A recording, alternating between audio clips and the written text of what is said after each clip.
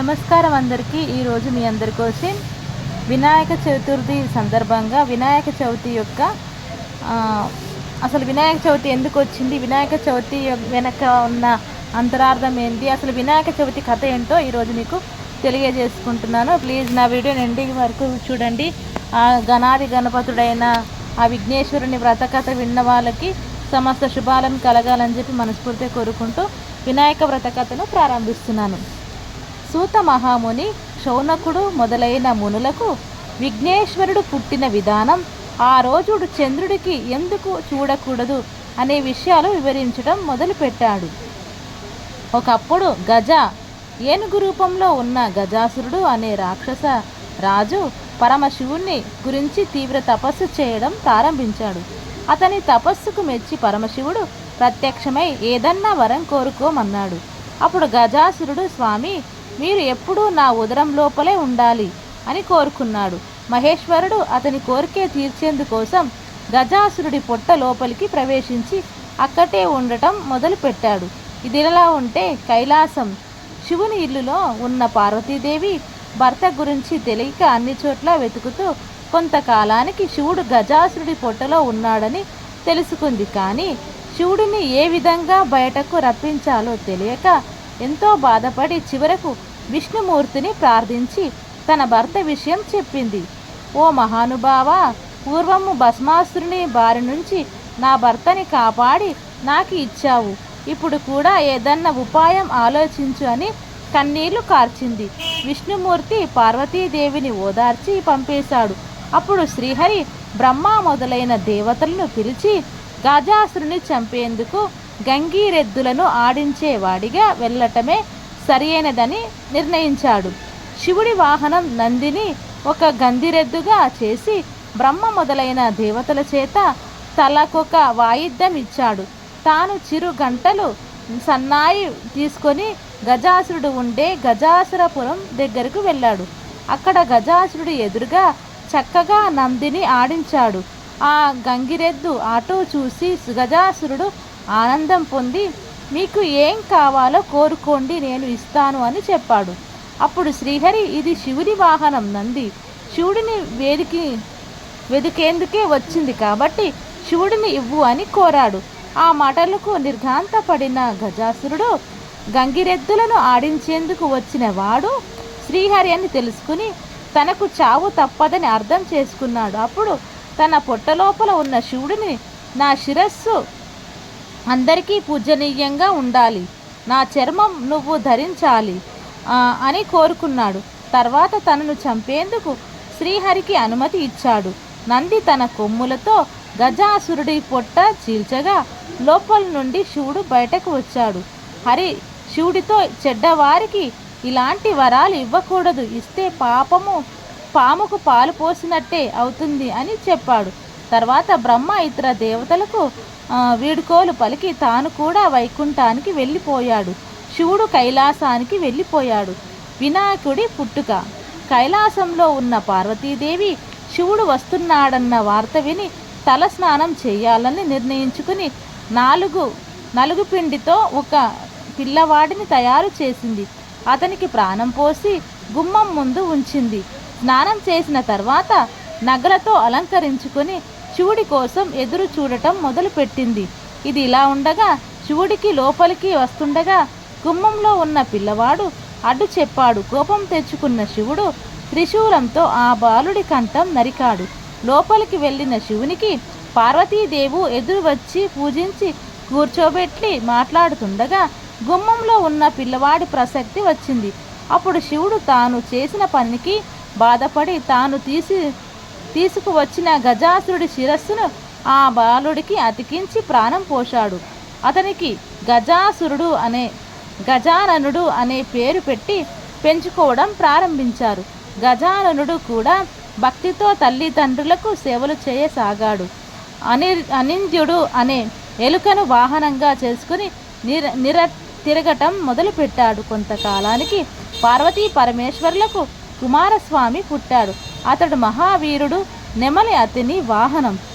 విఘ్నేశాధిపత్యం. ఒకరోజు దేవతలు, మునులు, మానవులు పరమేశ్వరుని సేవించి విజ్ఞాములకు ఒక అధిపతిని ఇవ్వండి అని కోరారు. తాను పెద్దవాడు కాబట్టి ఆ నాయకత్వం పదవి తనకే ఉండాలని గజాననుడు కోరాడు. గజాననుడు పొట్టిగా ఉంటాడు, తగిన అర్హతలు లేవు కాబట్టి ఆధిపత్యం తనకే ఇవ్వాలని కుమారస్వామి తండ్రిని కోరాడు. శివుడు వారితో, మీలో ఎవరు 3 లోకాల్లోనికి పుణ్య నదుల్లో స్నానం చేసి ముందుగా నా దగ్గరికి వస్తారో వారికి ఆ ఆధిపత్యం ఇస్తాను అని చెప్తాడు.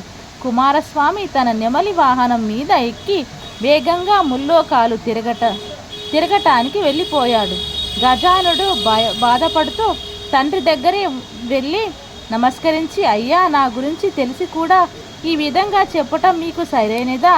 మీ పాదసేవకుడిని నా యందు దయ చూసి తగిన ఉపాయం చెప్పండి అని కోరుకున్నాడు. శివుడు నారాయణ మంత్రం జపిస్తూ 3 సార్లు మా చుట్టూ ప్రదక్షిణ చేయాలి. ఇది అన్ని తీర్థాల్లో తిరిగిన స్నాన ఫలితాన్ని ఇస్తుంది అని చెప్పాడు. వినాయకుడు అదే విధంగా చేశాడు. ఆ మంత్రం ప్రభావం వల్ల గంగా నదిలో స్నానమాడేందుకు వెళ్ళిన కుమారస్వామికి తనకంటే ముందుగానే గజాననుడు ఆ నదిలో స్నానమాడి తనకు ఎదురుగా వస్తున్నట్లు అనిపించింది. అతనికి 3,50,00,000 నదుల్లో కూడా తనకంటే ముందుగానే గజాననుడు స్నానం చేస్తున్నట్లు కనిపించాడు. ఇది చూసి ఆశ్చర్యపోయి కైలాసానికి వెళ్ళి తండ్రి దగ్గర ఉన్న అన్నను చూసి నమస్కరించి తన బలాన్ని తిట్టుకుని, తండ్రి, అన్నగారి మహిమ తెలియక ఆ విధంగా అన్నాను, క్షమించు, ఆ ఆధిపత్యం అన్నగారికే ఇవ్వండి అని ప్రార్థించాడు. భాద్రపద శుద్ధ చతుర్థి రోజున పరమేశ్వరుడు గజానుడికి విఘ్నాధిపత్యం ఇచ్చాడు. ఆ రోజు అన్ని దేశముల వాళ్ళు విఘ్నేశ్వరికి తన స్థాయిని బట్టి కుడుములు, మిగిలిన పిండి వంటలు, కొబ్బరికాయలు, పాలు, తేనె, అరటిపండ్లు, పానకము, వడపప్పు మొదలైనవి సమర్పించి పూజించారు. విఘ్నేశ్వరుడు సంతోషపడి కుడుములు కొన్ని తిని కొన్ని తన వాహనం అనింద్యునికి ఇచ్చి కొన్ని చేతిలో పెట్టుకుని నిదానంగా సూర్యాస్తమయం అవుతుండగా కైలాసానికి వెళ్ళాడు. తల్లిదండ్రులకు నమస్కారం చెయ్యబోగా పొట్ట భూమికి తగిలింది, కానీ చేతులు మాత్రం భూమి మీద ఆనలేదు. అతి కష్టం మీద చేతులు ఆంచిన నమస్కారం మాత్రం చేయలేకపోయాడు. ఆ విధంగా గణపతి కష్టాలు పడుతుండగా శివుడి తల మీద ఉన్న చంద్రుడు పగలబడి ఎగతాళిగా నవ్వాడు. రాజదృష్టి సోకితే రాళ్ళు కూడా నుగ్గవుతాయి అన్న సామెత అనుసరించి వినాయకుడు పొట్ట పగిలి లోపల ఉన్న కుడుములు మొదలైనవి చుట్టుపక్కల దొర్లాయి. వెంటనే వినాయకుడు మరణించాడు. పార్వతి ఏడుస్తూ చంద్రుని చూసి, పాపాత్ముడా, నీ దృష్టి తగిలిన నా కుమారుడు మరణించాడు కాబట్టి నిన్ను చూసిన వాళ్ళు పాపాత్ములై నీలాపనిందలు పొందుతారు అని శాపమిచ్చింది. ఋషిపత్నులకు నీలాపనిందలు. అదే సమయంలో 7 ఋషులు యజ్ఞం చేస్తూ తమ భార్యలతో అగ్ని ప్రదక్షిణం చేస్తున్నారు. అగ్నిదేవుడు ఋషిపత్నులను చూసి మోహించి మహర్షులు తనను శపిస్తారేమో అనే భయంతో రోజు రోజుకు బలహీనంగా మారిపోవమని ఆరంభించాడు. అది అగ్ని భార్య స్వాహాదేవి గ్రహించి అరుంధతి రూపం తప్ప మిగిలిన ఋషి పత్నుల రూపం ధరించి భర్తకు సంతోషం కలిగించింది. ఋషులు తమ భార్యల రూపంలో ఉన్న స్వాహాదేవిని చూసి తమ భార్యలే అనుకుని బ్రహ్మపడి వారిపై కోపం తెచ్చుకున్నారు. శాపం ఫలితంగానే ఋషి పత్నులకు ఈ నీలాపనింద కదిలిగింది. దేవతలు, మునులు, ఋషిపత్నులు ఈ నీలాపనిందలను గూర్చి పరమేష్ఠిని తెలిపారు. అప్పుడు అతడు సర్వజ్ఞుడు కావడంతో అగ్నిదేవుడే భార్య ఋషిపత్నుల రూపం దాల్చిందని తెలుసుకుని 7 ఋషులను సమాధానపరిచి వారితో కూడా తాను కైలాసానికి వెళ్ళి ఉమామహేశ్వరును సేవించి చనిపోయిన విఘ్నేశ్వరుని బ్రతికించాడు.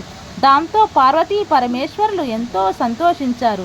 అప్పుడు దేవతలు మిగిలిన వాళ్ళు, పార్వతి, నువ్వు ఇచ్చిన శాపం వల్ల అన్ని లోకాలలో ఉన్న వారికి కీడు జరుగుతుంది కాబట్టి దాన్ని ఉపసంహరించు అని ప్రార్థించారు. వారి ప్రార్థనలకు సంతోషించిన పార్వతి సంతోషంతో కుమారుని దగ్గరకు తీసుకుని ముద్దాడి, ఏ రోజున వినాయకుడిని చూసి చంద్రుడు నవ్వాడో ఆ ఒక్కరోజు మాత్రం చంద్రుని చూడకూడదు అని చెప్పింది. అప్పుడు బ్రహ్మ మొదలైన దేవతలు సంతోషిస్తూ తమ నివాసాలకు వెళ్ళిపోయారు. భాద్రపద శుద్ధ చతుర్థిలో మాత్రం చంద్రుని చూడకుండా జాగ్రత్త తీసుకుని సుఖంగా ఉన్నారు. ఈ విధంగా కొంతకాలం గడిచింది. శమంతకోపాఖ్యానం. ద్వాపర యుగంలో ద్వారకావాసి అయిన శ్రీకృష్ణుడు నారదుడు దర్శించి ప్రార్థించి మాట్లాడుతుండగా, స్వామి, సాయంకాలం అయ్యింది. ఈరోజు వినాయక చతుర్థి కాబట్టి పార్వతీదేవి శాపం వల్ల చంద్రుని చూడకూడదు. నేను నా ఇంటికి వెళ్తాను, అనుమతించండి అని గతంలో జరిగినదంతా చెప్పి స్వర్గానికి వెళ్ళిపోయాడు. అప్పుడు శ్రీకృష్ణుడు ఆ రోజు రాత్రి చంద్రుని చూడకూడదని పట్టణంలో చాటింపు వేయించాడు. శ్రీకృష్ణుడు క్షీరప్రియుడు కావడంతో ఆ రోజు రాత్రి ఆకాశం వైపు చూడకుండా పశువులశాలకు వెళ్ళి పాలు పితుకుతూ పాలలో చంద్రుని ప్రతిబింబం చూసి, ఆహా, నాకు ఇలాంటి ఆపద రానుందో అని అనుమానించడం ప్రారంభించాడు. కొన్నాళ్లకు సత్రాజిత్తు సూర్యవరంతో శమంతకమణి సంపాదించి శ్రీకృష్ణుని చూడటానికి ద్వారకకు వచ్చాడు. శ్రీకృష్ణుడు అతనికి మర్యాద చేసి ఆ మణిని తనకు ఇవ్వమని అడిగాడు. అప్పుడు సత్రాజిత్తు, ఇది రోజుకు 8 బారువులు బంగారం ఇస్తుంది. దీనిని ఏ ఆప్తునికైనా ఏ తెలివి తక్కువ వాడు ఇవ్వడు అన్నాడు. శ్రీకృష్ణుడు ఊరుకున్నాడు. ఒకరోజు సత్రాజిత్తుని తమ్ముడు ప్రసేనుడు శమంతకమణిని కంఠానికి ధరించి వేటాడేందుకు అడవికి వెళ్ళాడు. అక్కడ ఒక సింహం ఆ మణిని మాంసం అనుకుని ప్రసేనుడిని చంపింది. ఆ సింహం ఆ మణిని తీసుకుపోచుండగా ఒక భల్లూకం ఆ సింహాన్ని చంపి ఆ మణిని తీసుకుని తాను ఉండే కొండ బిలానికి వెళ్ళి తన కుమార్తె జాంబవతికి ఆట వస్తువుగా ఇచ్చింది. మరునాడు సత్రాజిత్తు తమ్ముడి మృతివార్త విని, నేను ఆ మణిని ఇవ్వలేదని శ్రీకృష్ణుడు నా తమ్ముడిని చంపి రత్నం అపహరించాడు, తన పట్టణంలో చాటింపు వేయించాడు. శ్రీకృష్ణుడు అది విని ఆ రోజు పాలలో చంద్రుని చూసినందువల్లే ఈ నింద వచ్చింది అని భావించి దాన్ని తొలగించుకొనుటకు బంధుమిత్రులతో కలిసి అరణ్యంలో వెతకగా ఒక చోట ప్రసేనుడి కళేబరం, సింహము కాలి జాడలు, భల్లూకం కాలి జాడ కనిపించాయి.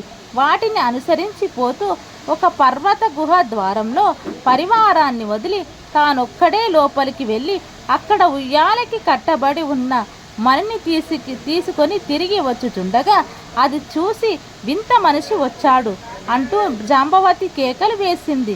అంతలో జాంబవంతుడు రోషంగా అక్కడికి వచ్చి అరుస్తూ గోళ్లతో గుచ్చుతూ శ్రీకృష్ణుడిపై యుద్ధం ప్రారంభించాడు. శ్రీకృష్ణుడు అతనికి కింద పడబోసి భీకర యుద్ధం ప్రారంభించాడు. ఆ విధంగా మొత్తం 28 రోజులు పోట్లాడారు. చివరకు జాంబవంతుడు శక్తిహీనుడై తనతో పోట్లాడుటకు దిగినవాడు రావణ సంహారి అయిన శ్రీరామచంద్రుడే అని అర్థం చేసుకుని నమస్కరించి, దేవాదిదేవ, ఆర్తజన రక్షక, నిన్ను త్రేతాయుగంలో రావణాది దుష్ట రాక్షసులను చంపేందుకు వచ్చిన శ్రీరామచంద్రుడని అర్థం చేసుకున్నాను.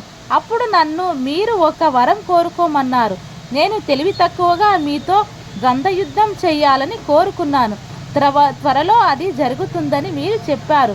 అది మొదలు మీ నామస్మరణ చేస్తూ అనేక యుగాలు గడుపుతూ వచ్చాను. మీరు ఇప్పుడు నా నివాసానికి వచ్చి నా కోరిక నెరవేర్చారు. నా శరీరం అంతా శిథిలం అయ్యింది. ప్రాణాలు త్వరలో పోనున్నాయి. జీవితేచ్ఛ నశించింది. నా అపచారమును క్షమించి నన్ను కాపాడు. నీకంటే నాకు వేరే దిక్కు లేదు అంటూ ప్రార్థించాడు. అప్పుడు శ్రీకృష్ణుడు దయతో జాంబవతుడి తన చేతితో నిమిరి, జాంబవంత, శమంతకమణిని దొంగలించానని నాపై వచ్చిన ఆపద నింద తొలగించుకొనుట కోసమే వచ్చాను. కాబట్టి మణిని నాకు ఇవ్వు, నేను వెళ్ళిపోతాను అని చెప్పాడు. అప్పుడు జాంబవంతుడు శ్రీకృష్ణునికి మణితో పాటు తన కుమార్తెను కూడా ఇచ్చాడు. తన ఆలస్యం వల్ల ఆందోళన చెందుతున్న బంధువులతో, సైన్యంతో, మణితో, జాంబవంతితో కలిసి తన నగరానికి వెళ్ళాడు. సత్రాజిత్తును పిలిపించి అందరినీ పిలిచి జరిగేదంతా వివరించి మణిని ఇచ్చాడు. అప్పుడు సత్రాజిత్తు, అయ్యో, లేనిపోని నింద మోపి దోషానికి పాల్పడ్డాను అని విచారించాడు. మణితో పాటుగా తన కుమార్తె సత్యభామను కూడా ఇచ్చి తన తప్పు క్షమించమని వేడుకున్నాడు. శ్రీకృష్ణుడు ఒక శుభముహూర్తంలో జాంబవతి సత్యభామలను వివాహమాడాడు. అప్పుడు దేవతలు మునులు శ్రీకృష్ణుడు స్తుతించి, మీరు సమర్థులు కాబట్టి నీలాపనింద పోగొట్టుకున్నారు, మాలాంటి వారు మేమీ చేయగలం అని ప్రార్థించారు. అప్పుడు శ్రీకృష్ణుడు భాద్రపద శుద్ధ చతుర్థిలో ప్రమాదవశాత్తు చంద్రుని దర్శనమైతే ఆ రోజు గణపతిని పూజించి శమంతకమని కథను విని పూజాక్షంతలు తలపై వేసుకున్నట్లయితే నీలాపనిందలు పొందకుండా ఉంటారు అని చెప్పాడు. దాంతో దేవతలు మునులు సంతోషించి తమ ఇళ్లకు వెళ్ళిపోయారు. ప్రతి సంవత్సరం భాద్రపద శుద్ధ చతుర్థిలో దేవతలు, మహర్షులు, మానవులు మొదలగు వారు గణపతిని పూజించి తమ కోరికలు నెరవేర్చుకుని ఆనందంగా ఉన్నారని శాపమోక్ష విధానం శౌనకాది మునులకు వివరించిన తర్వాత సూత మహాముని తన ఆశ్రమానికి వెళ్ళిపోయారు. ఇది అండి శ్రీ మహాగణపతి అయినటువంటి విఘ్నేశ్వరుడి పరిపూర్ణ కథ. ఈ కథను ఎవరైతే వింటారో, ఎవరైతే కథని చదువుతారో, ఎవరైతే ఈ కథని అంతరార్థం తెలుసుకుంటారో వాళ్ళకి దేవదేవుడైనటువంటి విఘ్నేశ్వరుడి సమస్త కోరికలు నెరవేర్చి సమస్త శుభాలను కలిగిస్తాడని మనస్ఫూర్తిగా కోరుకుంటూ అందరికీ మరోసారి వినాయక చవితి శుభాకాంక్షలు.